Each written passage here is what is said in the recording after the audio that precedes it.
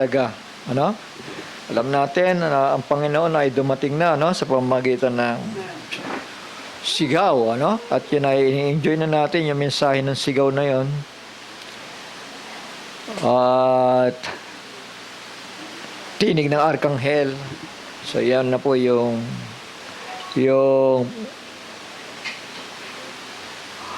tinatawag na instructional message ng thunders, then the last trumpet of God. So yun ang pattern.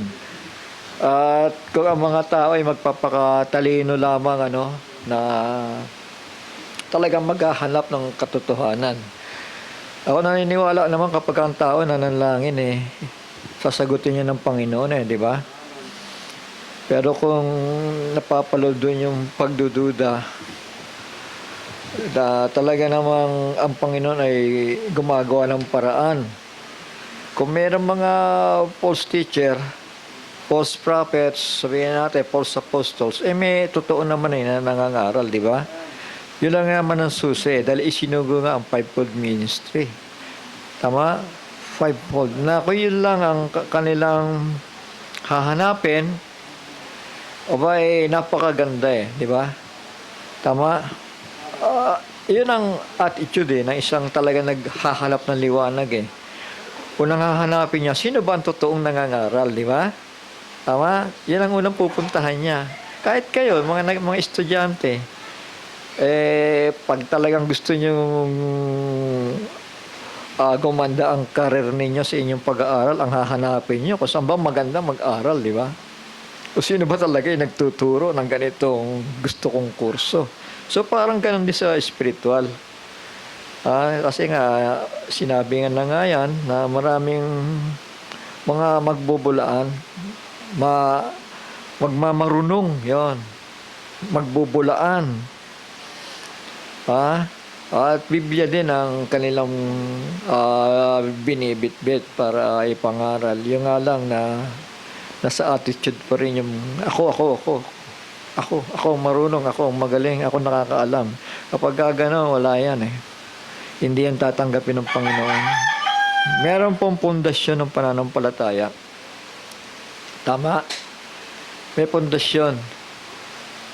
Miski sa fivefold ministry, kapag hindi ka marunong magpakumbaba, kasi meron mga ngaral na rin, na tumanda na rin sa ministry. Kaya lang, gusto nilang pantayan yung mga pundasyon, Apostles and prophets.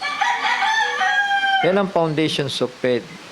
Kapag kasunod nila yung pattern na yan, pakikinggan ng Panginoon yung kanilang mga dalangin.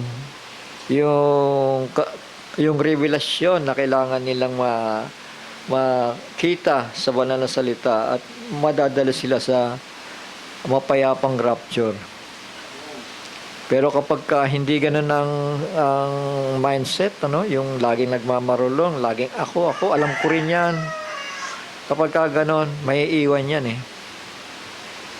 May iwanan niya sigurado. Dahil ang Diyos ay Diyos ng pagpapakumbaba, di ba?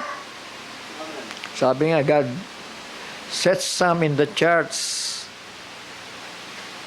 primarily apostles, secondarily prophets. So yun. At kapag yan ay nakita ang isang mananampalataya, magpapakumbaba siya. Normal na yon, magpapakumbaba siya. Hahanapin niya, Lord, sino ba talaga nagtuturo? Kasi bakit ko alam niya? Kasi yan ang inasal ko sa Panginoon. Sabi ko, Lord, hindi ko kayang intindihin to. Ipakita mo sa akin kung sino ba mga sinugo mo bilang magiging pattern namin ng pananampalataya. Sa awa ng Diyos, pinakita naman niya kasunod na natin ay ang seven thunders. At hindi tayo nagmamadali dahil ang seven thunders, dito po yun. Dito. Pag nakita na natin ito, worldwide and two prophets, makikita naman yan Pag nakita na natin sila, ibig sabihin, nandito na rin yung seven thunders sa Gentiles. At magpapakita o mangangaral ng ah, kumpleto, buong kapahayagan para maihanda tayo sa pagparito ng Panginoon. So, say amen? Yun lang ang sikreto. Pagpapakumbaba lang ng tao. Hindi kailangan nagmagaling, hindi kailangan magmarunong. Kailangan aminin na may pagkukulang ka sa buhay mo at kailangan meron kang dapat malaman. Kapag gano'n ang attitude mo, sobrang pagpapala eh. Hindi naman sa material ang pinag-uusapan natin eh. Sobrang kapahayagan. Kumbaga, ang ibig ko lang sabihin, kahit saan ka tumutok sa banal na kasulatan, merong nagbubulong sa'yo. Merong nagsasabi, eto yan. At ang mangyayari nun, mapagduduktong-duktong mo ang Biblia, no? Importante yan eh. Ang Book of Revelation, hindi sinulat yan para yung pagkakasunod-sunod, ano? Hindi po eh. Hindi ganun ang paraan ng Panginoon eh. Pinaghiwa-hiwalay niya yan, parang puzzle na pagduduktong-duktongin ng mismo ng kapahayagan. Kasi yun ang revelation eh. Pag sinabing revelation, kaya mong pagduktong-duktongin ang detalye ng pangyayari sa pamamagitan lamang ng pagbabasa mo ng Biblia. Mapapagduktong-duktong mo siya sa tulong ng Panginoon. Yun ang totoong revelasyon. Dahil niloob ng Panginoon yan. Para yung mga nagmamataas mapapahiya no? Doon na lang, ma-realize nila, teka muna, bumabangga yata ako. Di ba? Sandali lang, teka muna, may mali. Marirealize naman nila yan kung sila ay marunong magpakumbaba. Pero kung hindi nila makikita yon, malabo sila makakita ng rapture. Amen? Amen. Malabo makakita ng rapture. Kaya yan, nakita natin, dumadami na ng mga bulaan, maging babae, maging lalaki, nagpipilit talaga ng mga aral, no? Sabi dito ng Panginoong Hesus, sabi niya, sa Matthew chapter 12, verse 36, at sinasabi ko sa inyo, na ang bawat salitang walang kabuluhang sabihin ng mga tao ay ipagsusulit nila sa araw ng paghukom. Sapagkat sa inyong mga salita or sa inyong mga aral, sa inyong mga turo, ikaw ay magiging banal. At sa iyong mga salita ay hahatulan ka. So kapag nagsalita ka ng mapapakinabangan at makatotohanan, mapapabanal ka. Mapapabanal ang iba. Tama? Pero kapag lihis, mga kapatid, sabi dito, at sa iyong mga salita ay hahatulan ka. Ibig sabihin, hindi ka looban ng Diyos. Tama? Sabi say amen? Kaya yan, yung mga pinangakuan ng rapture, andun, nag-iintay sila doon sa bundok na yon. Nakatingala silang ganyan, nakikita naman kasi hindi nagsisinungaling ang video di ba? Nag-iintay sila sa Panginoon, inaabot na sila lang, nagsawa na lang at nag-uwian na lang Nakita niyo ba yon? Napanood niyo ba? Nag-uwian na lang. Dismayado yung mga tao. At yung iba nagsasabi, hindi malaman kung magpapatuloy pa sila o ano. Sabi pa ng iba, walang naging ano sa inyo walang naging worthy, kaya hindi dumating ang Panginoon. Ibig sabihin, kinancel. Ibig sabihin, kinancel ng Panginoon yung pangako niya. Ganun ba yun?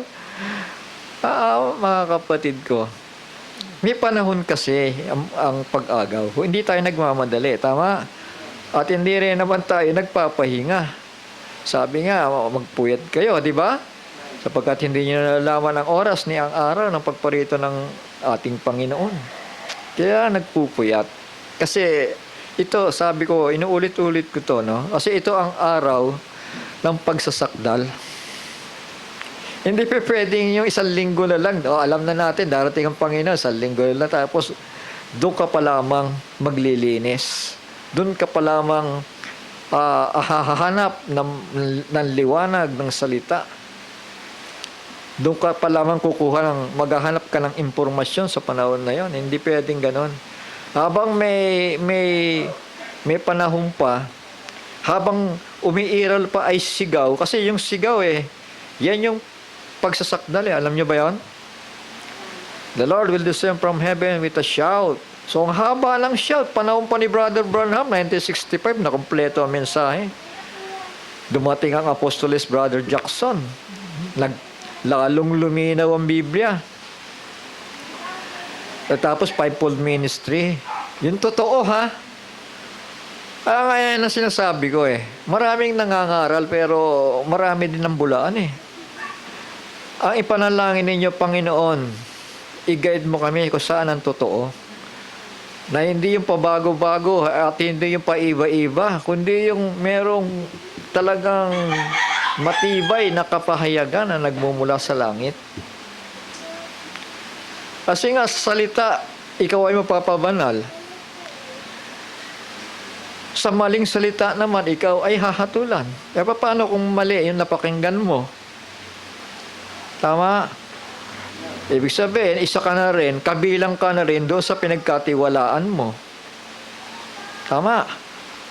Oo, sabi nila. Kasi sabi-sabi na lang ng tao yan Hindi yan ang kalooban ng Diyos, sabi-sabi ng tao. Kailangan, tignan mo yung pinanggalingan natin.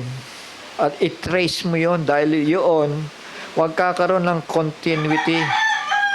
Magkakaroon ng continuity message. Hindi ibibigay ng Panginoon sa mga baguhang darating ang mensahe. Ibibigay ng Panginoon ng katotohanan doon din sa mga matatanda na nagpatuloy umalam dahil nag-i-increase yung kanilang revelasyon. So, yun na yung pattern. Tama? Kung darating mga non-thunders, yung thunders na yan, galing yan. I believe galing yan sa mensahe ni Brother Branham at ni Brother Jackson. Kung darating man ng 7 thunders. Pero hindi pa nga darating Darating ang thunders, may lang ang panahon nila. Tinatayo na yung templo doon. Darating ang thunders. At darating ang 2 propeta. Magsasabay yon. Kasi magbabatuhan sila ng testimony. Yun ang magpapatibay sa atin. Wala nang iba. Dahil labas sa mensaheng ito, maaaring false anointed one, sinasabi nga ni Brother Jackson, ni Brother Johnson, or maaaring anti-Christ message. Yun ang nakakatakot, yung anti-Christ message. Mga anak, yung kagaya niyan, punta tayo sa bundok, pagbentahan nyo na yung mga lupa ninyo, walang kwenta yan. Magra-rapture na. Pagkatapos, uuwi sila, nabenta na yung mga bahay nila. Yung mga alas nila, wala na. Sana makakakain pa sila, mga following days pa, o ilang panahon pa, bago dumating ang Panginoon. Yan ay paalala yan ng Panginoon na sasabihin lang naman ng Panginoon nagbigay na ako ng pattern. Pero bingi kayo. So, say amen. Nagbigay na ako ng pattern. Ito pa, pagkakasabi to 2 Thessalonians chapter 2, verse 11. And for this cause, God shall send them strong delusion, that they should believe a lie. Amen? Pinadala sa kanila ng Diyos ang paggawa ng kamalian upang magpaniwala sila sa kasinungalingan. So, gano'n Ang tao madaling madala madaling mahila, madaling mapaniwala. Pero ang problema,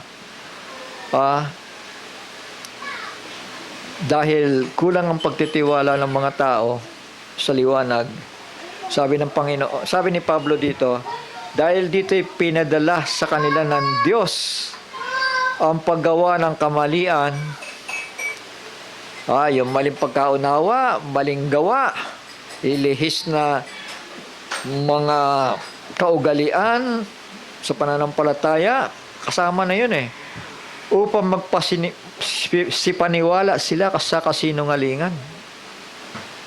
Mga anak, mga kapatid ko, nagbigay na ng halimbawa sa atin. Diba? Meron ng shout message, William Marion Branham, at nagpakita rin ng halimbawa. Bagaman, alam natin yung ministry na yan, pinayaman talaga ng Panginoon Pinayaman. Buong mundo talaga nakakilala sa kanya hanggang ngayon. At yumaman yung ministry niya hanggang ngayon. Ganoon pa rin, hindi nagbabago. Lalong yumayaman. Kaya lang, marami din ang nagsamantala sa ministry na yun. Amen? Kaya nangyari, naging stagnant na. Dahil hindi nila namalayan na may apostol, Brother Jackson. Pinadala sa kanila ng Diyos ang paggawa ng kamalian upang magsipaniwala sila sa kasinungalingan. Upang mga hatulan silang lahat na hindi nagsisampalataya sa katotohanan, kundi nangalugod sa kalikuan. Shall we say amen? Pinirahan nila ng pinirahan Si Brother Branham, bagamat napakayaman ng ministry niya, may nagbibigay sa kanya ng blank check. Blank check Dahil napakayaman ng babae na pinagaling ng Panginoon sabi niya, hindi ako worthy dito. Ibigay mo lalo sa treasurer. Kukuha na lang ako kung anong kailangan namin ng pamilya ko. So, gano'n lang, niya. Pero, yun, laking pera yun. Hindi ko na matanda kung gaano kalaki yun. Iniwan niya sa simbahan. So, nagpakita ng ugali, di ba? Nagpakita ng asal, di ba?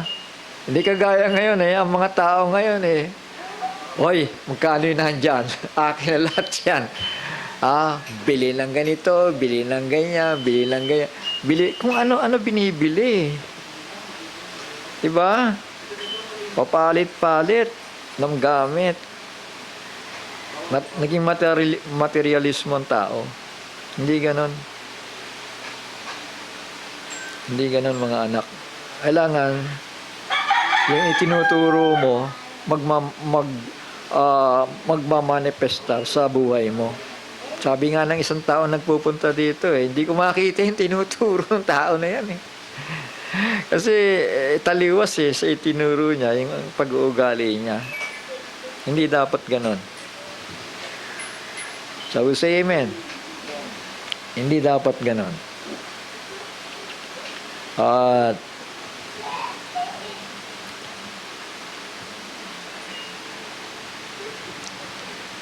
yung delusion, yung paggawa ng kamalian upang magsipaniwala sa kasinungalingan. Itong panahong ito, napakarami mga bulaan, mga anak. I will say amen. There shall rise false Christ, false prophets, and shall deceive many. I will say amen. Sige po, manalangin tayo at magtutuloy-tuloy ako, mga anak. Ama namin, banal at makapangyarihan sa lahat. Salamat sa panibagong araw na kami patuloy mong binigyan ng lakas at kagalakan upang tagpuin ka namin sa lugar na ito, Panginoon, na naniniwala kami, hindi man kami malaki sa bilang, subalit buhay ang iyong mga salita. Buhay ang mga aral, buhay ang iyong patnubay, Panginoon, na naway ingatan mo kami, na naway patuloy mo kaming samahan sa buhay na ito at igiya kami sa inaasam-asam po namin na pag-agaw sapagkat hahatulan mo ang lupang ito, Panginoon, na naway kami agawin mo sa panahon na yan. Minsan pa, salamat sa araw na ito, Panginoon, ang iyong patnubay at gabay sa iyong maliit na anak at sa bawat isa sa amin sa pangalan ni Yahushua HaMashiach, ang banal ni Israel. Ito pong aming samot dalangin. Amen. Amen. Praise be the name of the Lord.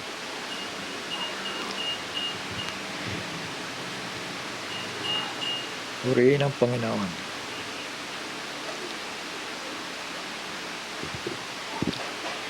So, yung nakaraang aral natin, gusto ko lang dugtungan ng kaunti pa yon, mga anak.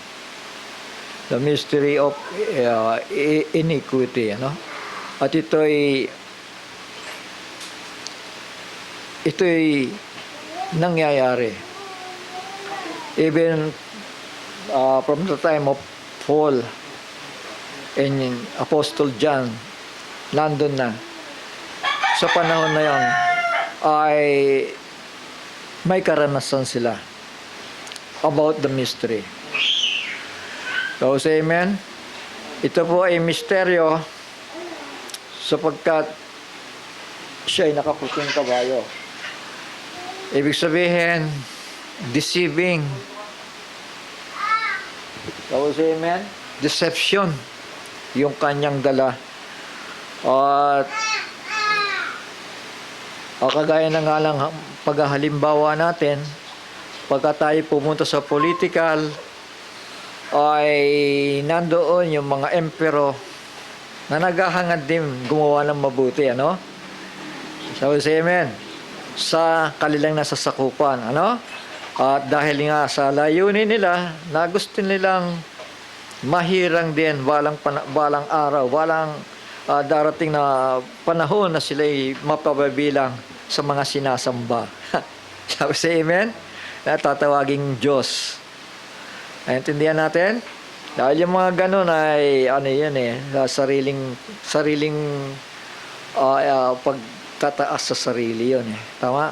At ay mga dapat tagasunod lamang sa ating dapat paglingkuran. At hindi tayo mga Diyos sa buhay na ito. So nakita natin ang puting kabayo, mga anak, sa politika, at lagaan yung Diyos ng sanlibutan. Hanggang siya ay nagpilit pumasok sa spiritual na bagay, pero dahil nandun pa yung mga bantay natin, yung bantay ng banal na kasulatan, buhay pa yung mga alagad, buhay pa si Pablo, buhay pa si John. So hindi siya makapasok sa simbahan. Bantay, sarado siya. Pero dahil yun nga, nung natulog, namatay na yung dalawa, si John, ang huling apostol na nagdala ng liwanag, ito na, pagkakataon na ng Diablo, So, pinahintulot yun ng Panginoon. Pinahintulot ng Panginoon yun. Yung mga bagay na yan. At, yun nga, sa pagtakbo ng panahon ay nakita natin na dumilim po dito.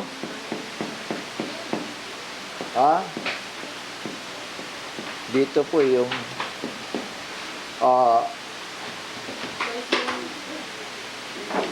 martyrdom, yung persecution ng mga mananampalataya ni Kristo. Hanggang sa nagkaroon ng paghahalo ng pananampalatayang pagano at ng Kristiyano sa panahon ng Pergamos at nagdilim sa panahon ng Thyatira, At ayan po, nakasakay na siya sa itim na kabayo. At ito'y patay na iglesia, Kaya nga, Kaya nga masasabi natin patay, ano? Kasi yung mga reformador mismo, ano, ay nanggaling sa patay na simbahan. Tama? Ibig sabihin, hindi sila separated sa patay na simbahan. Kasama sila doon. Kabilang sila. At sila na yung sumesepara mismo.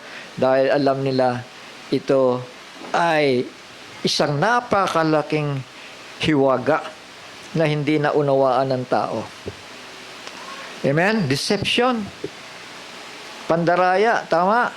Ha? Pandaraya hanggang sa dumating sa kadiliman, sa kamatayan. Amen. At ito po ay tinawag ni Pablo na misteryo. Misteryo ng kalikuan. 2 Corinthians chapter 4 verse 3. Dahan-dahanin lang natin, ano. Kasi ang importante din sa ngayon, mga anak, ano, ay importante kasi sa ngayon, ay maunawaan natin yung pagkasunod-sunod ng banal na kasulatan. Tama? Kasi meron na kayong knowledge tama? Sa bawat detail. Actually, nagpapaulit-ulit na lang ako. Kung kayo ay nag-ingat sa inyong mga napakinggan, I believe meron na kayong understanding. Ang importante na lang ngayon ay yung chronological order para maintindihan po natin. Tama? Dahil sa pamamagitan ng pagkakasunod-sunod na yun, makikita natin kung saan ba talaga darating ang panahon na yan ng pag-agaw. Yun ang importante. 2 Corinthians chapter 4 verse 3, sabi po dito, at kung ang aming ebanghelyo ay natatalukbungan pa, ay may talukbong sa mga napapahamak. Naintindihan ba natin yon? Ibig sabihin, sa kabila ng pangangaral ni Pablo ng mga malilinaw na mga mensahe, sabi niya, kung ito'y natatalukbungan pa, ay natatalukbungan sa mga napapahamak. Naintindihan natin? Kahit anong punta mo sa simbahan, pero kung nakatalukbong sa iyo ang katotohanan, sayang lang yung pagpapagal mo. Naintindihan ba natin yon? Ha? Na binulag ng Diyos ng sanlibutan ito ang pag-iisip ng mga hindi nagsisasampalataya upang sa kanila'y huwag sumilang ang kaliwanagan ng ebanghelyo ng kaluwalhatian ni Kristo na siyang larawan ng Diyos. So, say amen. So, yun ang napakahalaga, di ba? Na sabi dito, sumilang ang kaliwanagan ng ebanghelyo ng kaluwalhatian ni Kristo. Ano yan? Understanding of the Word of God. Tama? Amen? Makaunawa tayo ng kaligtasan. Yun ang pinaka-importante binibigyan dito. Ha? Sapagkat hindi namin ipinangangaral ang aming sarili, ayan, yung mga nagpupumilit, kundi si Kristo na Panginoon, at kami ay gaya ng inyong mga alipin dahil kay Kristo. Ganong kababa. Amen? Ganon kababa ang pananaw ni Pablo sa kanyang sarili. Siya ay isang alipin. Siya ay isang tagapaglingkod. Tama? Pero marami ngayon, mga kapatid, bihis na bihis pa lang. Tsaka tindig pa lang Pag tinitigan mong ganon, teka muna, sandali lang. Ha? Amen? Kasi may body language na tinatawag di ba? Tama? Forma pa lang, alam mo na kung anong klaseng espiritu meron Amen? Kaya yan ang delikado. Na kapag ito palang ebanghelyong ito ay hindi maunawaan ng tao at nananatiling hiwaga sa kanila, yan ay kapahamakan ang ibig sabihin. Tama? Amen?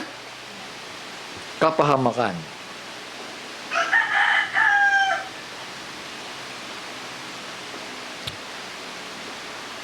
First Corinthians chapter 2, verse 7. Sabi po dito, but we speak the wisdom of God in mystery.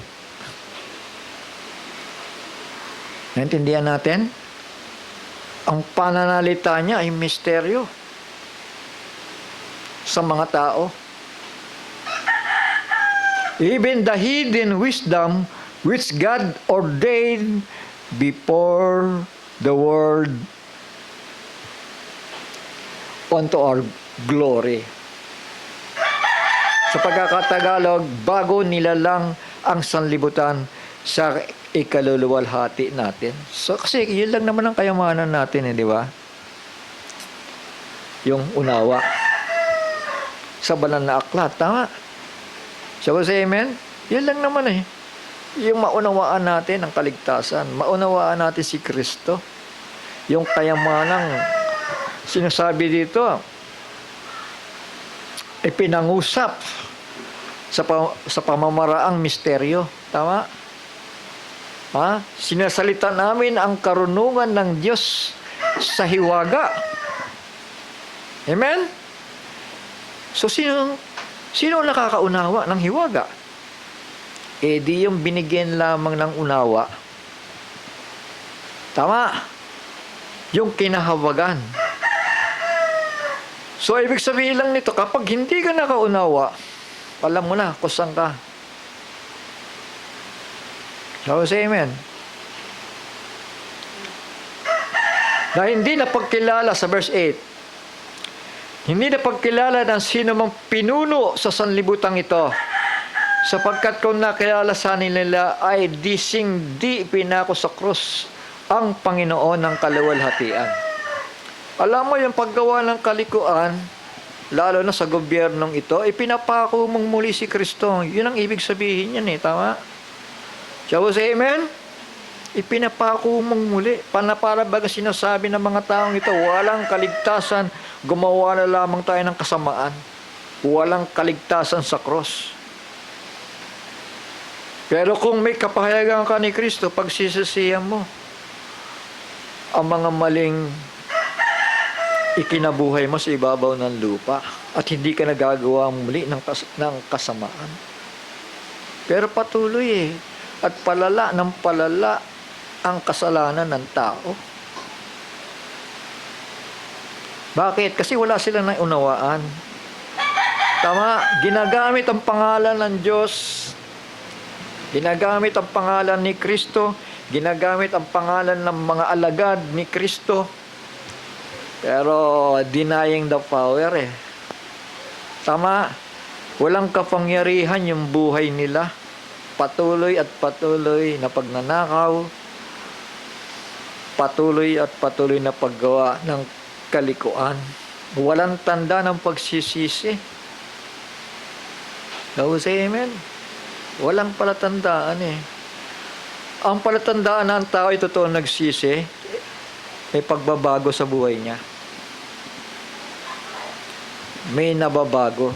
Alam mo, itong pulpitong ito, kahit na pasabihin mo dito, useless yan Kahit anong ganda na sinasabi mo dito, useless yan.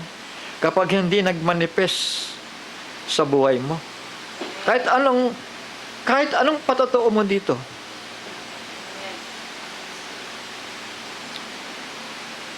Ihahayag yan ng Panginoon na kailangan mo pang maging tapat sa sinasabi mo.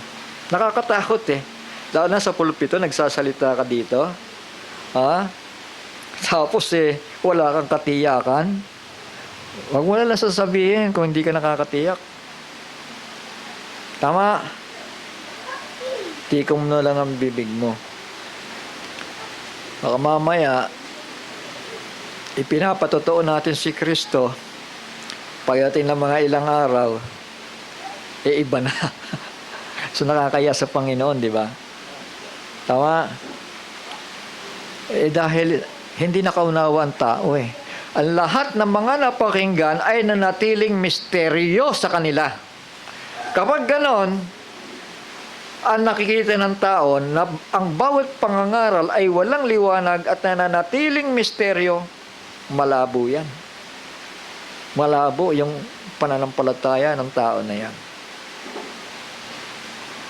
Sabi po dito sa verse 9, dadapat gaya ng nasusulat ang mga bagay na hindi nakita ng mata, ni narinig ng tainga, ni hindi pumasok sa puso ng tao. Anumang bagay na inihanda ng Diyos sa kanila, na nga nagsisiibig sa Kanya. Yan.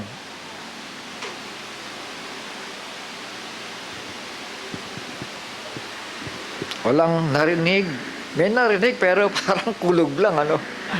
Ha? Parang kulog lang. Walang meaning yung napakinggan. Nakakita pero parang malabo ang paningin.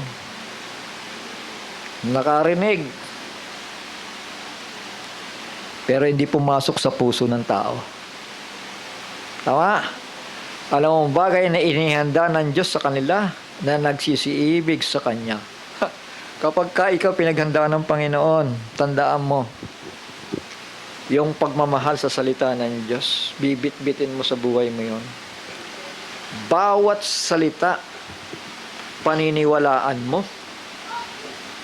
Ako naka-experience ako ng tao na ngayon ko lang narinig sa isang manggagawa ng Diyos nabasahan mo ng Biblia, sasabihin niya, wala yan.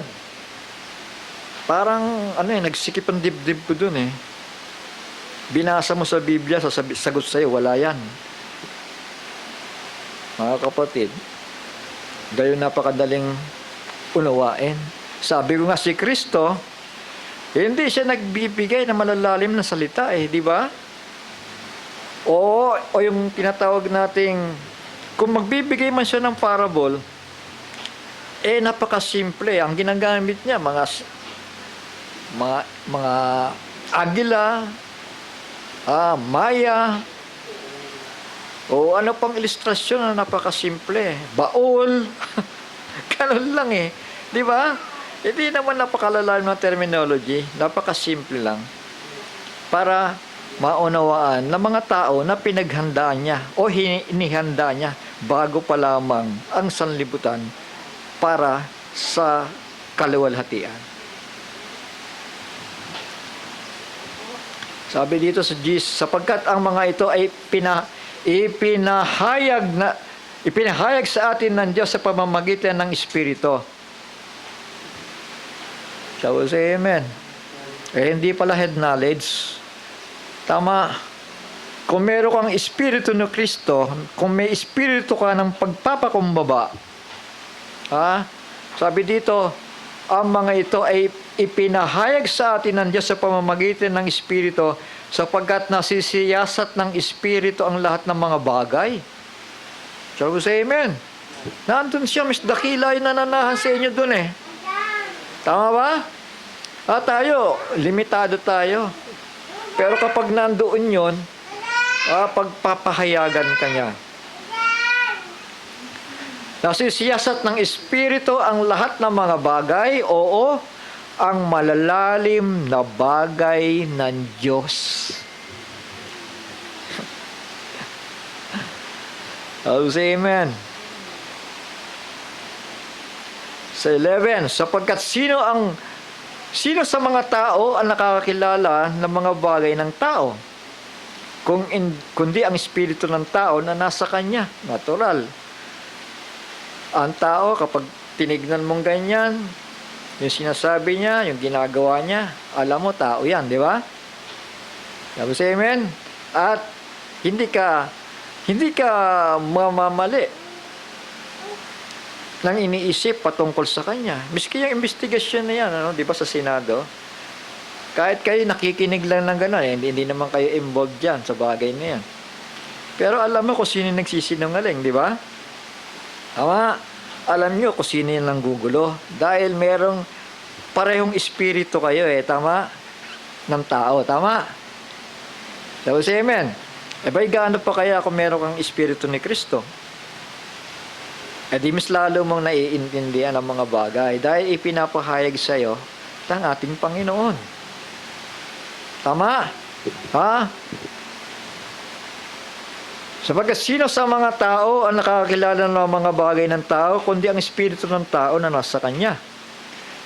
Gayon din naman ang mga bagay ng Diyos ay hindi nakikilala ng sino man, lalo yung mga hindi makaintindi, yung lahat ng sasabihin mo pawang misteryo, malabo yan mga Maliban na ang espiritu ng Diyos, sabi po dito. Gayon din naman ang mga bagay ng Diyos ay hindi nakikilala ng sino man, maliban na ng espiritu ng Diyos.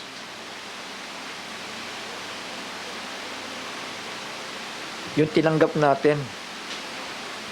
Sabi dito sa verse 12, ngunit ating tinanggap, hindi ang espiritu ng sanlibutan, kundi ang espiritu mula sa Diyos upang ating mapagkilala ang mga bagay na nasa atin ay ibinigay ng walang bayad. Yung pangangaral ng kaligtasan.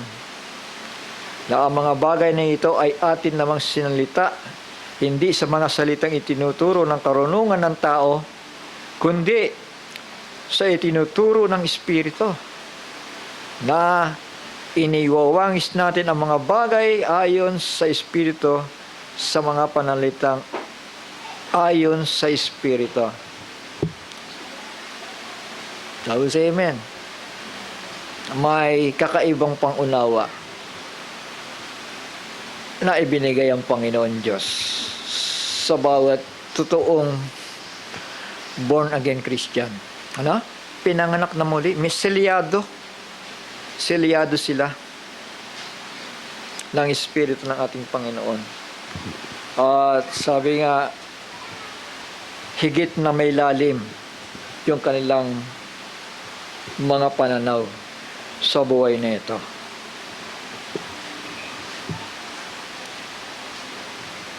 Kaya nga, sabi nga ni Pablo dito, yung tinalakay natin ng nakaraan. For the mystery of iniquity doth already work. Ang pagkakatagalog sapagkat ang hiwaga ng kasamaan ay gumagawa na.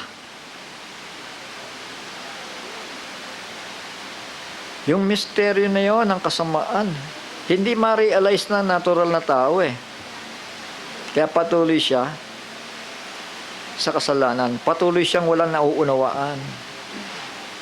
Shall we say amen? Pero si Pablo, nagsasalita siya. Nawagaman sa pamamaraang misteryo, pero may kalakip na unawa sa bawat misteryo. Tama?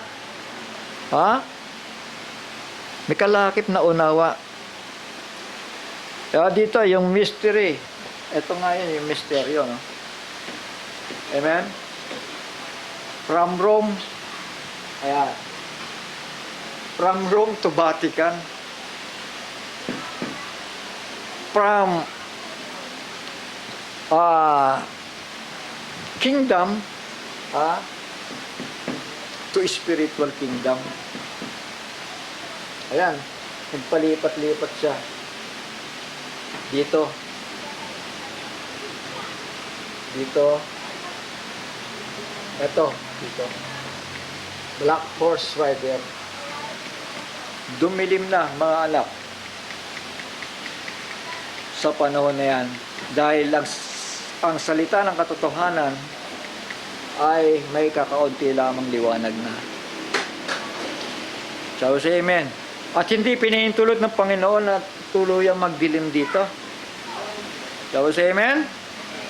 At nakita natin na yung mga reformador, hindi sila galing sa kung saan simbahan Galing pa rin sila sa Mother of Harlots. Tama? Amen? At kailangan nilang lumabas. Kailangan nilang manindigan. para magkaroon sila ng kaligtasan. So, ganun na nangyari. At itong mga itong nangangabayo nito, di ba? Sabi doon, ang aklat ay naseselyuhan ng 7 selyo. Ibig sabihin, mga hiwaga, mga misteryo. Doon ang misteryo ng kaaway, 5 hiwaga nga yun, di ba? First seal, second seal, third seal, fourth seal, fifth seal. Puro pagpatay yun, tama? Puro pagpatay ng kaaway. Kaya mayroon pa rin mga nanindigan na ipaglaban ang kanilang kaligtasan So we say amen. Nakakaunawa yung mga tao. Pero yung mga hindi pinagbigyan, wala silang maintindihan. So we say amen. Hindi nila maunawaan ang plano ng Panginoon. The wise shall understand. At maninindigan sila. Paglalaban nila ang buhay nila. So gumagawa na. Sabi nga ni John ang Antikristo ay naririto na. Tama? Tama? Panahon pa lang ni John yun. Nandito na. Nandoon siya sa political side. Ang daming ang pinapatay ni Herodes Tama? Bata pa lang. 2 taong pababa pinagpapatay yon. Sa pag-aakalang baka nariyan yung Kristo na papalit sa akin bilang hari. Tama? Ano yan? Espiritu ng Antikristo. Tama? Naroon na sa politika. Mga anak. Yung mga hari na nagnasang maging Diyos sa panahon na yan, mga anak.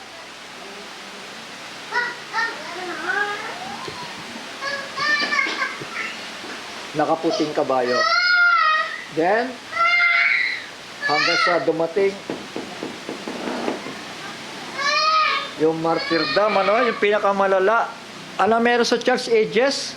Merong sa 10 days Great Tribulation, di ba? Sa second church age, the Smyrnian church age, yung 10 days na yun, 10 years yun sa panahon ni Diocletian. Ayan, yung martyrdom. Nakasakay siya ng mapulang kabayo. Mga anak, ang lahat ng mananampalataya ni Kristo doon, hindi pinalalakpas ng Haring Diocletian. Pinapatay. Maging mga sundalo niya, patay yon kapag hindi sumamba sa pagan gods na kanyang dinodiyos. So, mabigat, di ba? Tapos, amen? At ito pang isang malala. Dahil nung nakita ni Constantine na mas titibay ang emperor kung kanyang pagbubuklo din ang pagano at ang Kristyanismo. Naisipan niya, mga anak.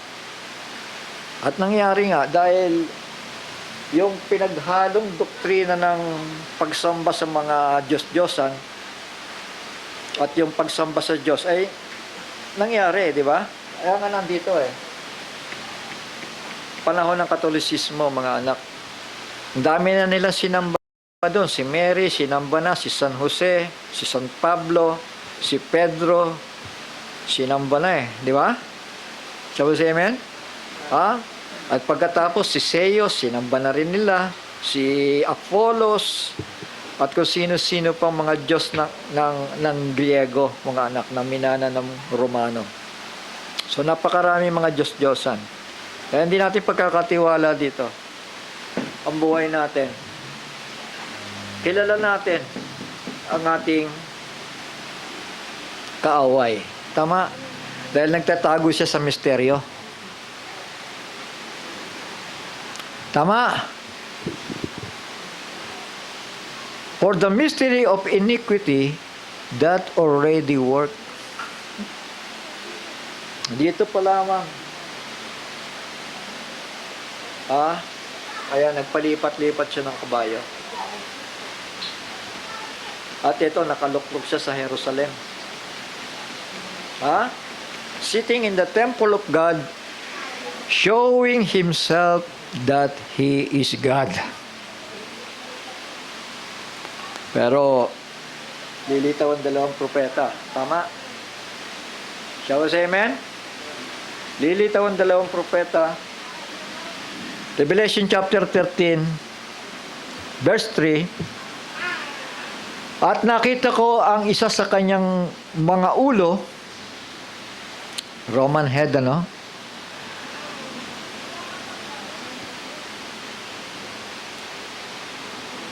nawaring sinugatan ng ikamamatay at ang kanyang sugat na ikamamatay ay gumaling at ang buong lupay ng gilalas sa hayop.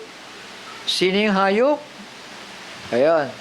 Yung the beast with 10 nations, European beast. At ito'y sinugatan nga. Dahil itong dalawang propetang ito ay nagmula sa Panginoon Diyos. Tama? Shall we say amen? At wala nang iba pang pwedeng maghayag sa isang bagay na nagtatago sa hiwaga, kundi ang dalawang propetang ito. Kaya nga sinugatan siya eh. Sitting in the temple of God, showing himself that he is God. At sabi sa Sicaria, anong sabi ng Sicaria? Palalayasin ang lahat ng mga uri ng pagsamba sa Jerusalem kapag dumating ang panahon na yan. Kasama ito. Di ba? Anong pagkakasabi? Saan mo nakuha ang sugat mo? Sa iyong kamay? Ang sabi nito, nakuha ko ito sa bahay ng aking kapitbahay. Kasi nangangapit bahay ka pa eh. Tama? Saan ang kanyang opisina? Sa Batikan. Tama? Ngayon, saan siya lumipat? Saan siya lumipat? Anong lugar sa Saudi yon? Yung Abrahamic Accord. Sino ba nakaalam? Tingnan nyo nga, Abrahamic Accord. Saan ba ang lugar yon? Hindi Qatar eh. Hindi eh. Bahrain? Hindi rin eh. Doon, yung Abrahamic Accord, nandun sila ngayon. Shall we say amen? Halo-halo na sila doon. May Muslims, may lahat ng Christians. Lahat yun, mga simbahan ng Kristiyano. Jehovah's Witness, Iglesia ni Manalo, pwede rin doon, kung ano-ano. Ang head nila ay ito. Ang Pope. Ang Muslim ay nandoon din. Abu Dhabi. Dumating din. Nasa Abu Dhabi. Tama.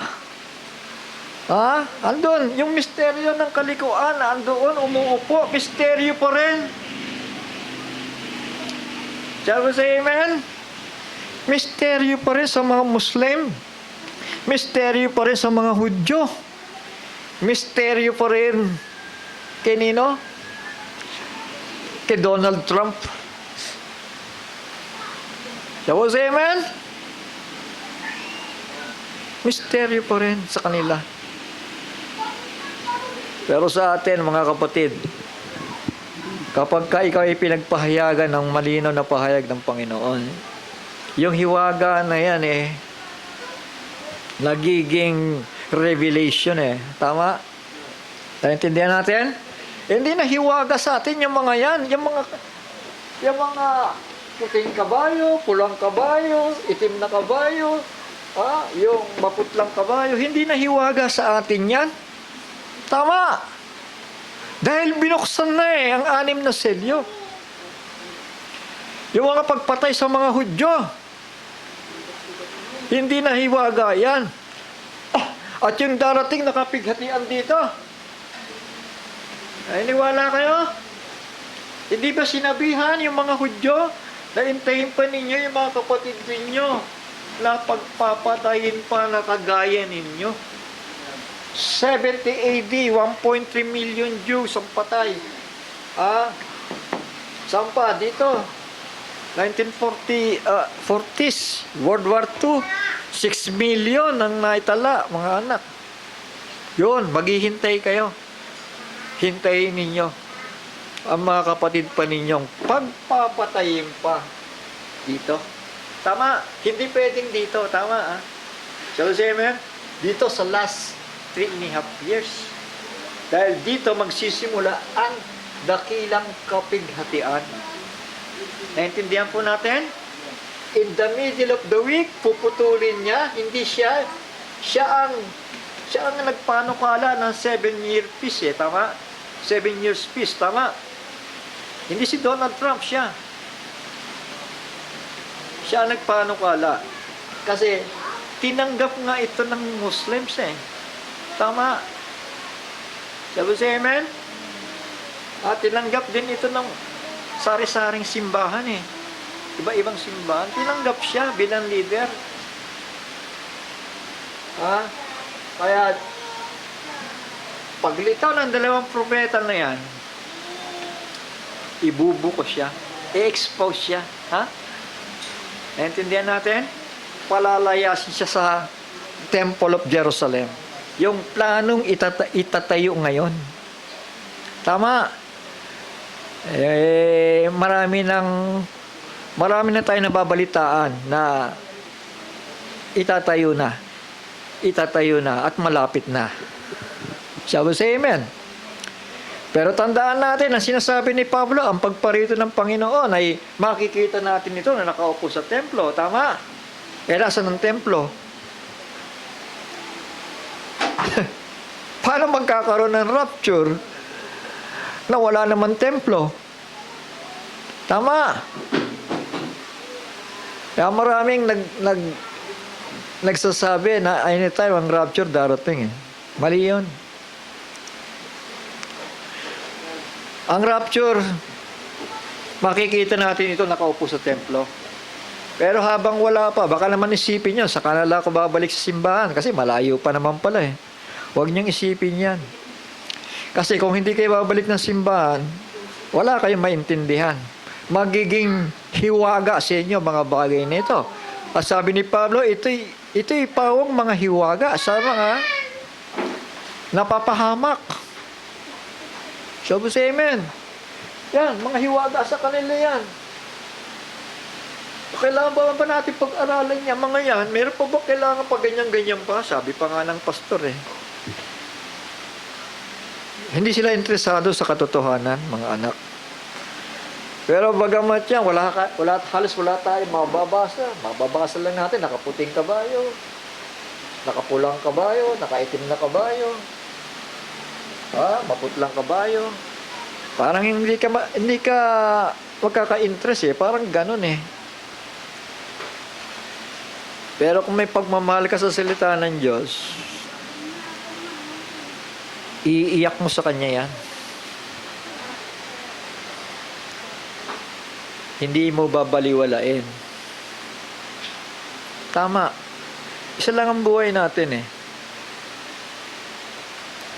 Sayang naman kung binigyan tayo ng pagkakataon ng Panginoon para linisin ang ating mga sarili, para ihanda tayo sa rapture.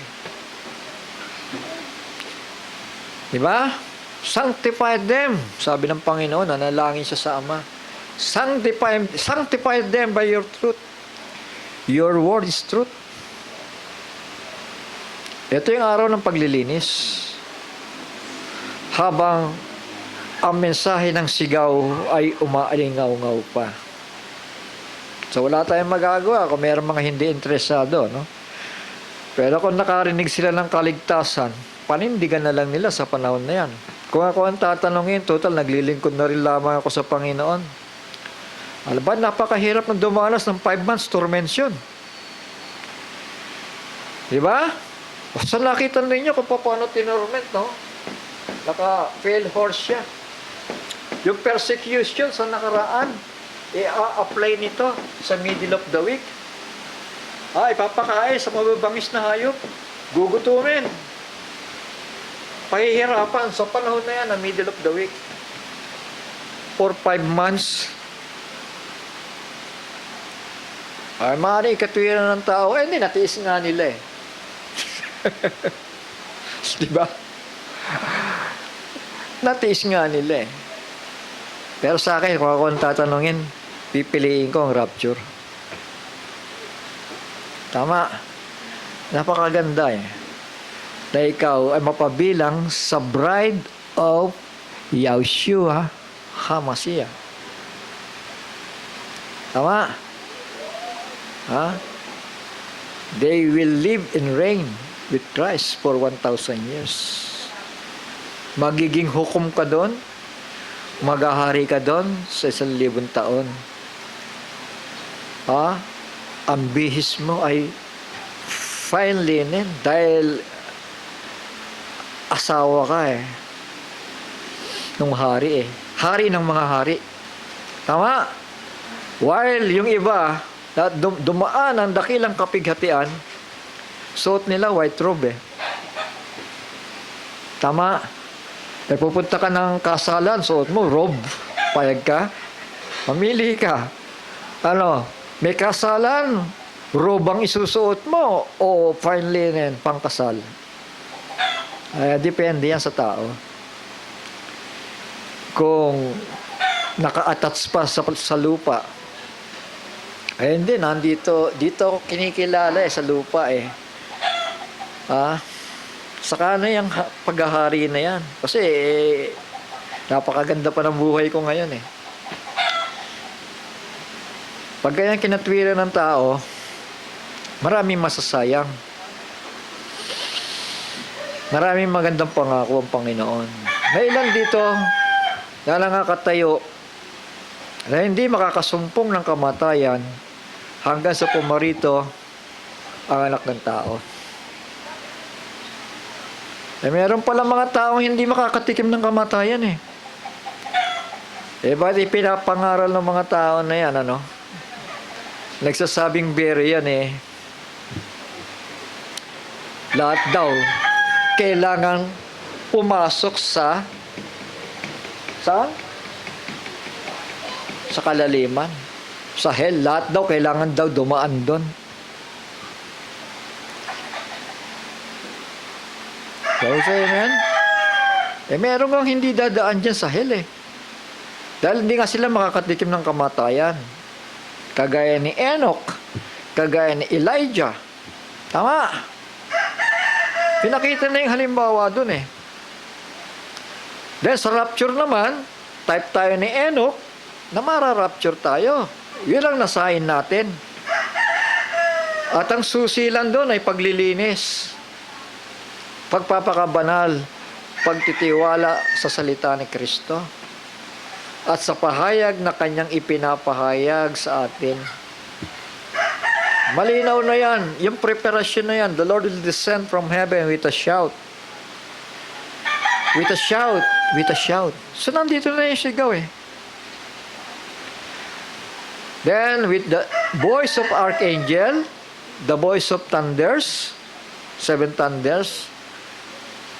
So, kailan yan? Yung iba, nalawanan na paghihintay ng kulog hindi pa nga darating yun Maliban na may templo sa Jerusalem. Naintindihan natin? Maliban na may 2 propeta doon. Magsasabay yan. Dito, tignan nyo to. Dito. Ito yung 3.5 years. Ito, another 3.5 years. Ayan. Yung diagram na yan. Malinaw na yan, mga anak. Malinaw na yan. Ito yung last week of the 70th week of Daniel. Bakit last week? Ang layo naman yan, Brother Artie. Kasi kinatop si Israel di ba?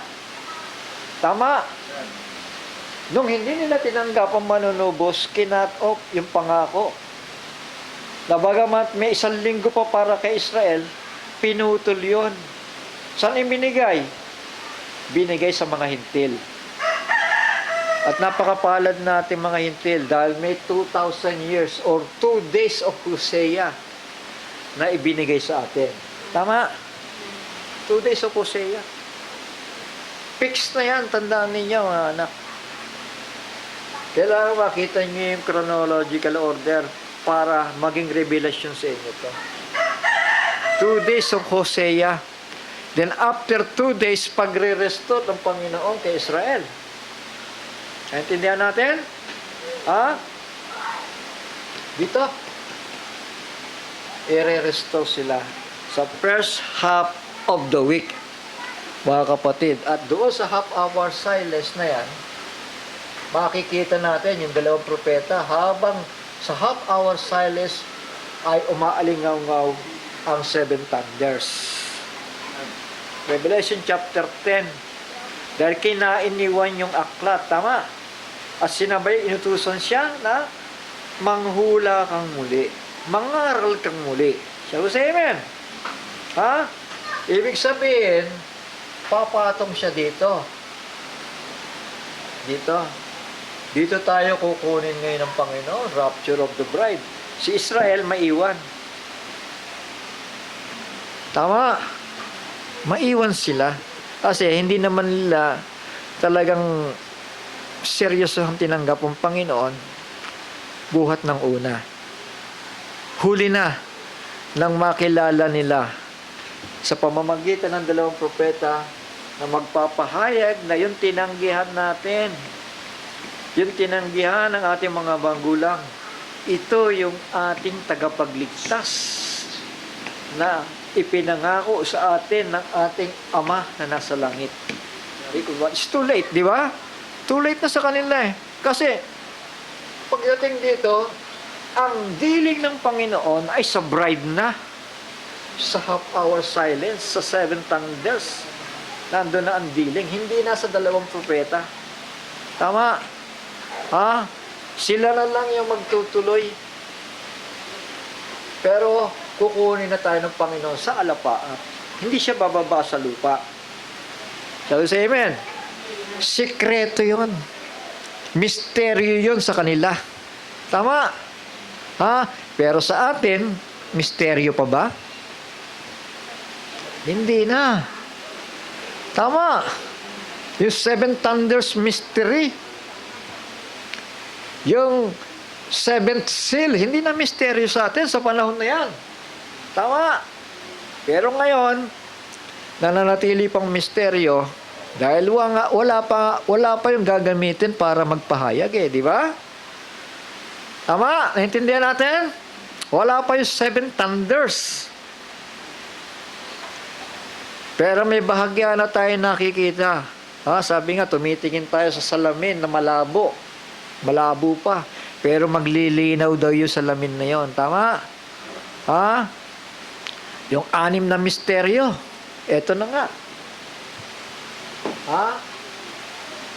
First seal, second seal, third seal, fourth seal, fifth seal, yung dealing niya sa mga Hudyo, at yung dealing niya dito sa mga papatayin pang foolish virgins at kapwa Hudyo, under the fifth seal yun. Amen? So ilan na? 1, 2, 3, 4, 5. Then ipinakita rin ang Great Tribulation period. Tama? Ipinakita na rin sa atin. Ito ang mangyayari. Ito ang hatol sa kaaway ni Kristo. Mga anak, nandun sila nag-iintay sa tinawag na Megiddo. Amen? Hiwaga sa kanila si Kristo Naghihintay sila doon para labanan ng hari ng mga hari. Dahil nga wala silang alam. Natatalukbungan sila ng hiwaga na yan. Nino? Ito. Ha? The mystery of iniquity that already work. Dito pa lamang nagtatrabaho na yan. Mystery of iniquity na yan. Ha? Sumakay, nagpalipat-lipat ng kabayo. Eto na siya ngayon. At hanggang sa alisin ito, sabi ni Paulo, aalisin yan di ba? Tingnan nyo 2 Thessalonians chapter 2 verse 7 and 8, sabi dito, for the mystery of iniquity that already work. Dito nagsimula. Only he who now let it will let until he be taken out of the way. Ito, until aalisin siya. At anong mangyayari pag inalis siya? And then, ito ang kasunod, shall that wicked be revealed? Shall we say amen? Kung revealed na siya sa atin, at sasabihin, uulitin pa ba yung the wicked will be revealed? Ibig sabihin, may umahon dito sa ilalim. Tama? Sino yun? Si Abaddon. Naintindihan natin? Kasi bukod sa kanya, yung tinatawag ditong mystery of iniquity, bukod sa kanya, and then, sabi dito sa verse 8, and then shall the wicked be revealed. Kasi pag sinabi mong iisa lang yon, mali ang kasulatan. Tama? Naintindihan ba natin? Ha? Sabi nga ni Pablo, the mystery of iniquity already working. Tapos, sasabihin pa sa verse 8, and then, shall that wicked be revealed. Akala ko ba, nakita na doon, sa verse 7. Akala ko ba, nagtatrabaho na sa verse 7. Well, bakit pagdating sa verse 8, doon palang mahahayag ba? Hindi po. Ibig sabihin, panibagong kaaway yon. Naintindihan natin? Si Abaddon. Tama. Saan siya nanggaling? Sa ilalim ng lupa. Naintindihan?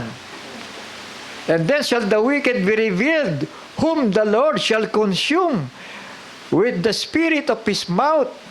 Ayan, salita lang ng Panginoon, mga kapatid Salita lang, kayang pugnawin ng kaaway.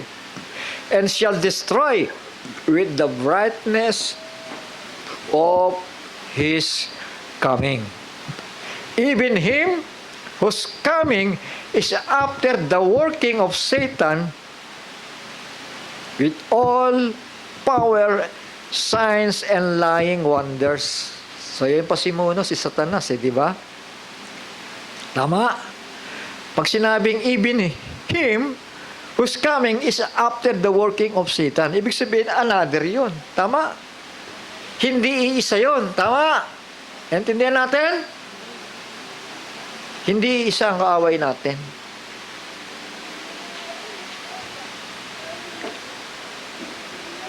Maliwanag.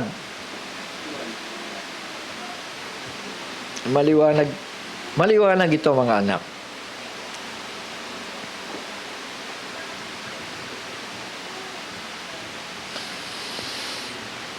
Purihin ang Panginoon. So ito, pag-review lang Revelation chapter 16 verse 13, para sa makakapakinig ng record. And I saw 3 unclean spirits like frogs come out of the mouth of the dragon. Sa bibig ng dragon, Pag sinabi natin dragon, hindi ito China. Sino yung dragon? Si Satanas. Ang matandang serpente at ang devil. Tama? Yun ang dragon. Siya rin yun. Out of the mouth of the beast. So ito na yung verse 8. Tama na nahayag sa 2 Thessalonians chapter 2 verse 8. Tama? So, say amen. Merong masamang espiritu sa kanilang mga labi na nag-aanyaya sa mga tao, sa mga antikristo, na pumunta kayo doon sa Megiddo at lalabanan natin yung hari ng mga hari na bababa. Aabangan nila doon eh.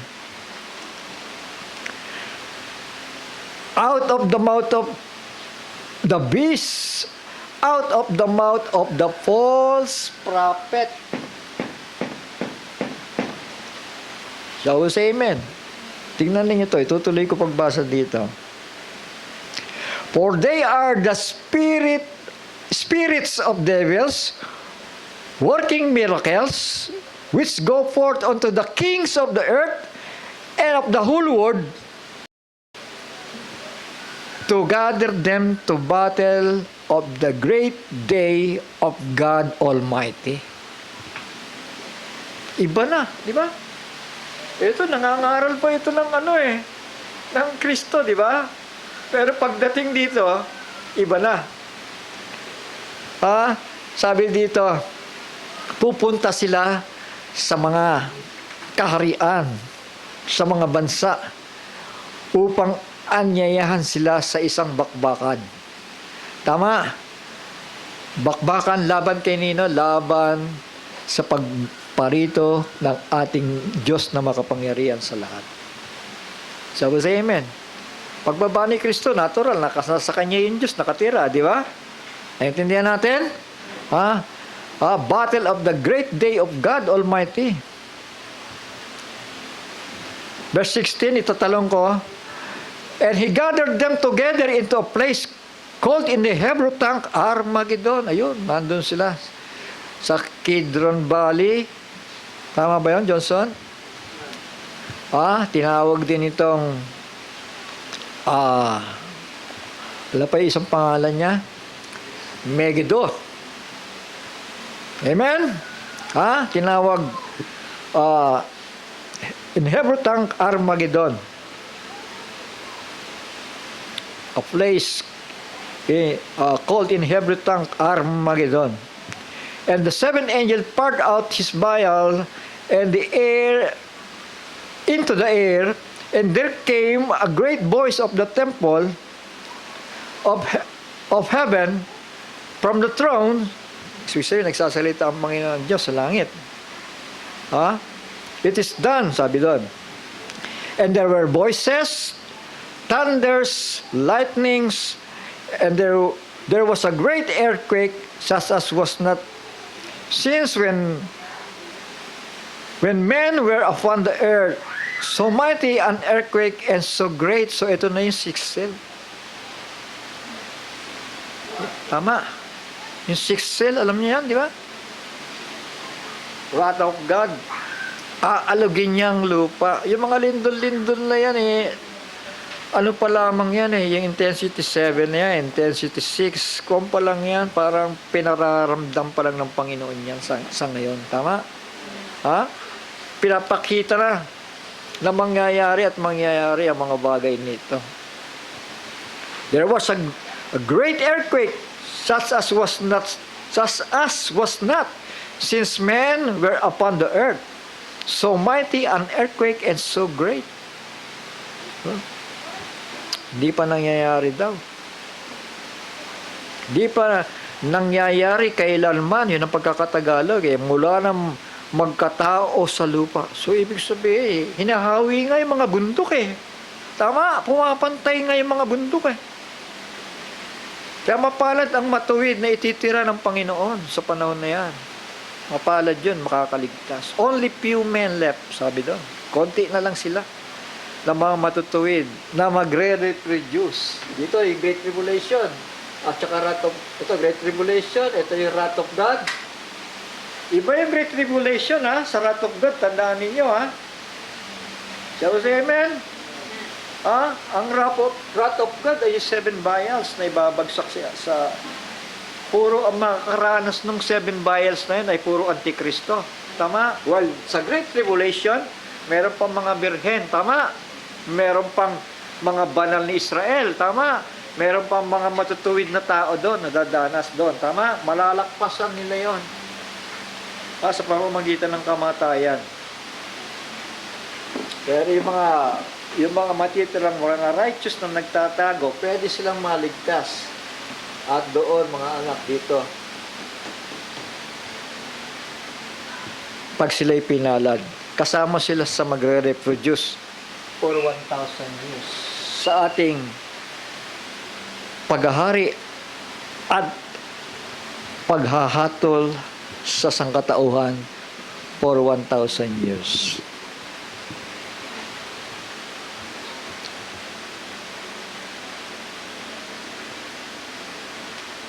Tama, seventh angel poured out his vial. So, vial, into the air. Yun ang wrath of God. Saan tayo? Sa verse 19. And the great city was divided into 3 parts. And the cities of the nations fell, and great Babylon came in remembrance before God, to give unto her the cup of the wine of the fierceness of his wrath. And every island fled away, and the mountains were not found. Diba? Amen? Isipin nyo, imagine nyo kung gaano kalakas yung lindol na yan. Ang bundok ay hindi nangasumpungan, sabi dito. At malalaking granizo na silaki ng talento, hanggang 50 kilos yun. Hindi, 50 to 90 kilos, ganun. Yung hail na yan na bumabagsak, ay lumagpak sa mga tao buhat sa langit, at namusong ang mga tao sa Diyos dahil sa salot na granizo, sapagkat ang salot na ito ay lubhang malaki.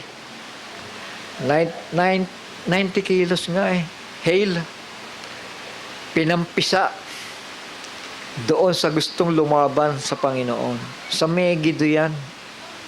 Pinisa sila. Amen? At ang dugo ay umabot hanggang renda ng kabayo. Isipin mo yun. Bakit? Kasi naipon Tama? So, say amen? Naipon sa Megiddo.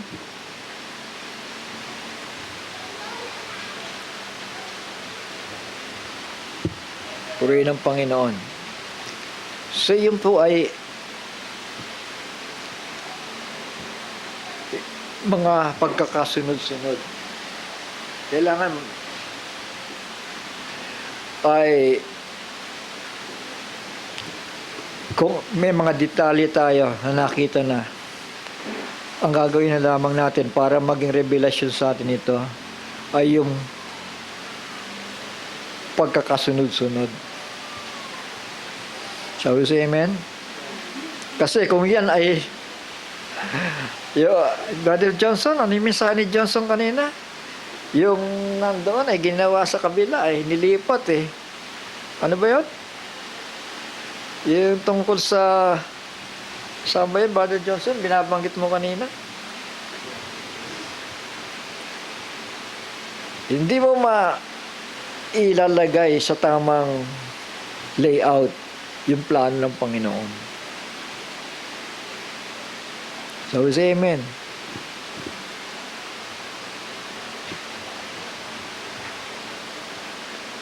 Daniel chapter 7 verse 11. Ayan.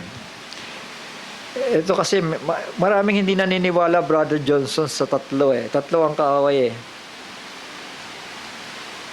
Nakaalala nila kasi ito lang Sabi dito, Daniel chapter 7 verse 11, I beheld then because of the voice of the great words which the horn spake. Sino yung horn? Diba? Ito yung 11th horn diba? Pero yung pagka-horn niya, mas mataba do sa mga naunang 10. Tama? Ibig sabihin, mas powerful ito. Tama? Itong 11th horn, sabi dito, I beheld then because of the voice of the great words which the horn spake. Ayan, nangangaral din siya Tama? kinikilala pa rin siya. Tama? Ano ang kasunod? I beheld even till the beast was slain. Ayun. Iba yan. Iba yung false prophet sa beast. And his body destroyed and given to the burning flame. So, anong matitira sa kanya? Kung nasira ang katawan niya, ibig sabihin yung espiritu. Tama. Ngayon, yung katawan ng beast, tandaan natin, ang resurrection ay dito. Parang ganyan to, kasi parang hindi kayo malito, mga anak. Mahalaga to. Kasi yung mga pupunta dito, pastor na yan, litong-lito dito eh. Dahil dito lang. Itong pinakasusi na pinapakita ko ngayon.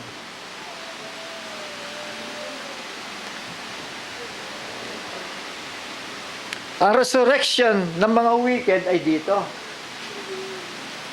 Tama. Ngayon, kung nawasak ang kanyang katawan dito, kasi ng pagkakasabi, di ba? I beheld even till the beast was slain. Napatay nga ito eh. Tama, yung beast man ang tinutukoy. And his body destroyed and given to the burning flame. Ayan.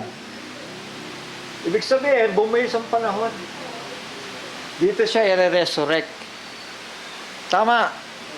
After 1,000 years. Shall we say amen? Doon lamang mangyayari yung and given to the burning flame. Tama. After his resurrection. Kumusta naman yung beast spirit?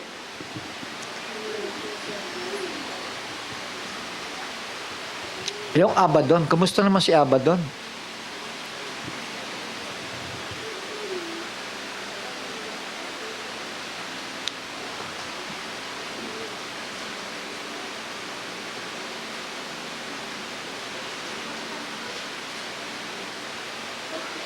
Eto. Revelation chapter 19 verse 20. And the beast was taken. So ano ito? Kasi nga namatay siya, di ba? Pag sinabing beast, beast spirit. Naintindihan natin. Espiritu na lang itong kinuha doon. Tama, yung hinuli. And the beast was taken, and with him, the false prophet. Tama. Kasi naiwan pa lang buhay ito. Malinaw? Shall we say amen? Revelation chapter 19 verse 20 yon. The beast was taken, and with him the false prophet that wrought miracles before him, with which he deceived them that had received the mark of the beast. Saan yan? Pag sinabing mark of the beast, saan yan? Dito. Tama. Shall we say amen? Hindi doon Dito. Kaya kailangan maintindihan natin ito. Dahil nagsasalita na ang Biblia, no? Receive the mark of the beast and them that worship his image. Ngayon, ito na. These both were cast alive into a lake of fire burning with brimstone. So, ibig sabihin, kung hinuli yung hayop, ang tinutukoy dyan, yung espiritu, dahil wala pa lamang resurrection of the wicked. So, we say amen. Yung espiritu ni Abaddon at yung buhay na false prophet, ihinagis saan? These both were cast alive into a lake of fire burning with brimstone. Dalawa muna sila doon. Tama. Diyan muna kayong dalawa. Inilipat ng selda si Abaddon, na dati nasa ilalim siya. Inilipat siya ng selda. Isinama sa kanya yung false prophet. Naintindihan natin? Amen.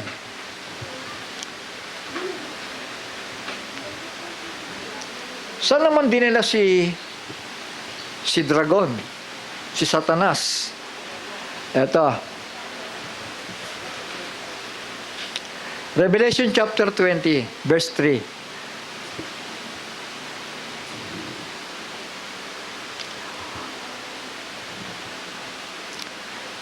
Ito, simulan ko sa verse 1, ano?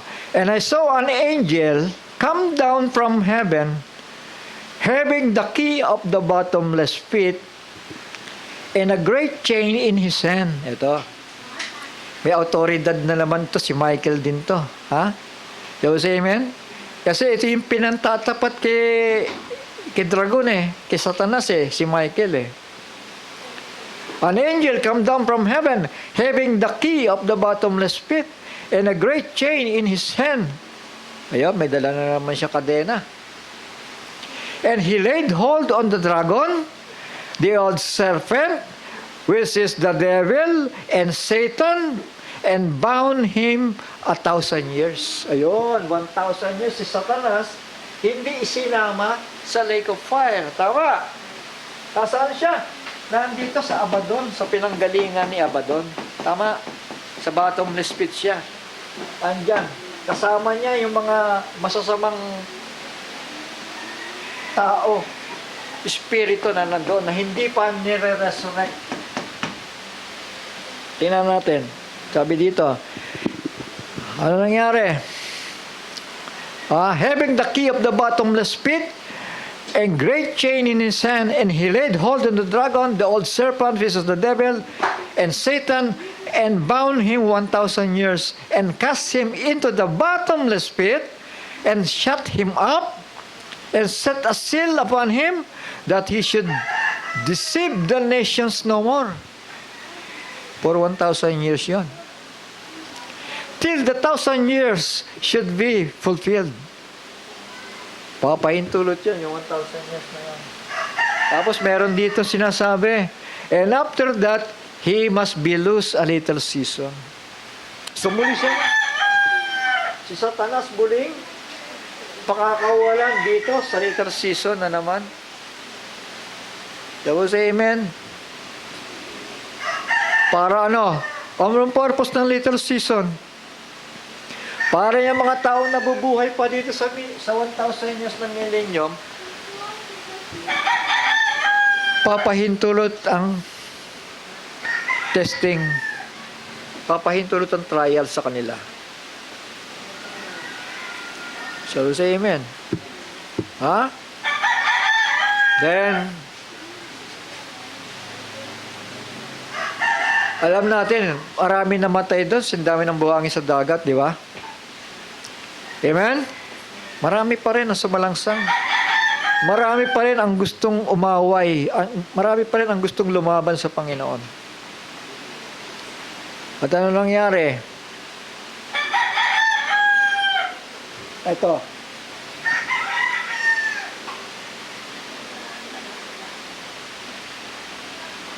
Revelation 20 verse 7 to 10. No? So 7. And when the 1,000 years are expired, Satan shall be loosed out of his prison, and he shall go out to deceive the nations which were in the four quarters of the earth, Gog and Magog, to gather them together to battle, the number of whom is as the sand of the sea. Ganun kadami. And they went up on the breadth of the earth, and compassed the camp of the saints about, and the beloved city. Sumalakay sila, no? Sa Jerusalem. Amen.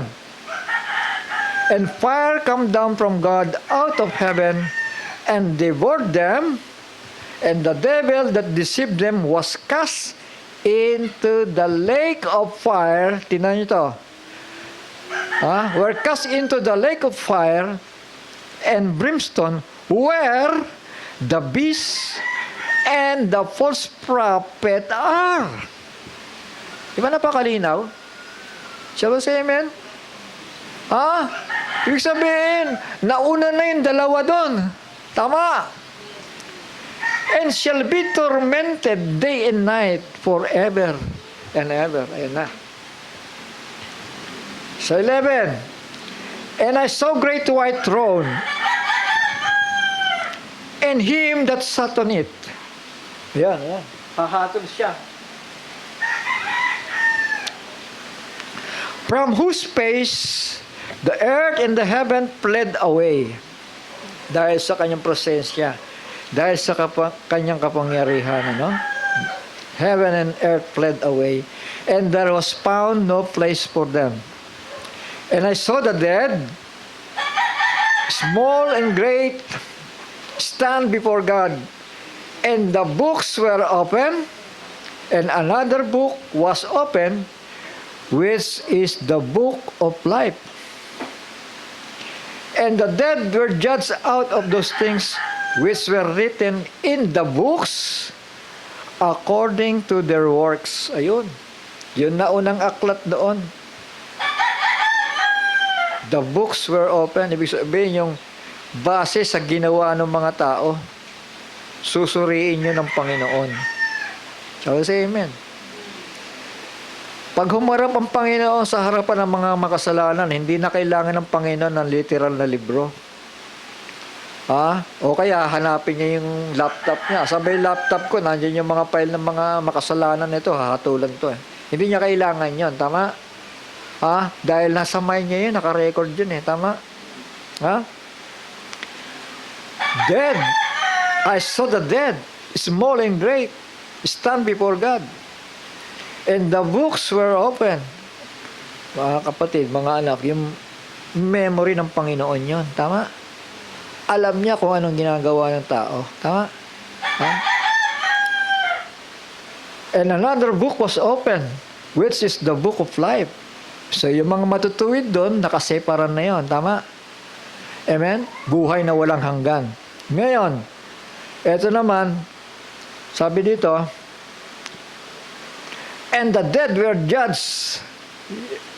Yung mga ibinangon doon, ano? And the dead were judged out of those things which were written in the books. Babasihan doon sa mga mababuting base doon sa kautusan ng Panginoon. Doon sila babasihan ng hatol. They were judged out of the things which were written in the books according to their works. Sa 13, and the sea gave up the dead which were in it. Ito na yan, nasa dulo na tayo. Papunta na tayo sa eternidad, ano? Amen? Maganda ba? Papunta na tayo sa eternidad. Mga anak, sabi dito, and the sea gave up the dead which were in it. Yung mga namatay sa dagat. And death and hell delivered up the dead which were in them, and they were judged every man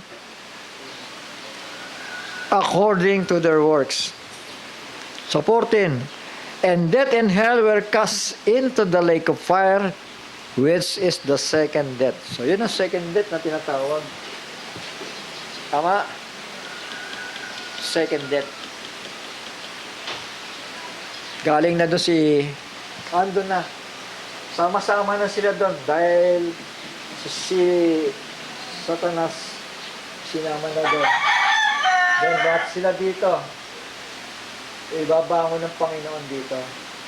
At hahatulan, haharap sa Kanya. Ayon sa kanilang gawa, hahatulan sila. Doon sila ma-annihilate. Makakaranas sila ng parusa ng Panginoon. Death and hell were cast into the lake of fire, the second death, and whosoever was not found written in the book of life. Pag wala ka sa listahan ni Kristo, sabi dito, whosoever was not found written in the book of life was cast into the lake of fire. Ayun, ang huling hantungan na masasama. Hindi na sa planet Earth yan. Doon na sila. Sa Venus. Sa Venus na sila. Madali ng pagbiyahe doon, ano? Dahil nangangarap ang mga tao sa makapunta ng Mars. Tama? Pero sa Venus, ano lang naman sila, escort lang naman natin sila eh. Tayo mag-escort sa kanila, alam niyo ba yun? Naniwala kayo? Ihuhulog natin sila doon sa dagat-dagatang apoy. Hindi niyo ba alam, ang mga banal ay hahatol sa kasalanan ng sanlibutan ito? Hahatulan nga natin ang anghel eh. Yan, alam niyo ba yan? Mas more yung mga maliliit na bagay na ito, yung mga kasalanan ng mga tao na yan. Lalo na yun sa politika, na pinahirapan ng mga tao. Amen. Tayo mag-escort, mga kapatid, mga anak. At itatapon ng masama sa dagat-dagatang apoy. Kaya nga nakita ni Juan uli, si Juan talagang nakita niya yan, detalye, nakita niya na naman. At nakita ko, yung New Jerusalem, bumababa. Diba? Saan lang galing? Nanggaling sa langit eh. Galing sa langit. Pababa sila, papunta dito. Sa eternidad tayo papasok. Shall we say amen? Amen. Shall we say praise the Lord? Yan ang buhay na walang hanggan. Hindi matatapos ang kwento, mga anak. Dahil buhay nga na walang hanggan yan. Tama? Mahaba pa. Sige po, sa susunod na lamang yung idadagdag natin dito. Purihin ang Panginoon. Salamat sa Kanya. Tayo magdasal at manalangin, mga anak.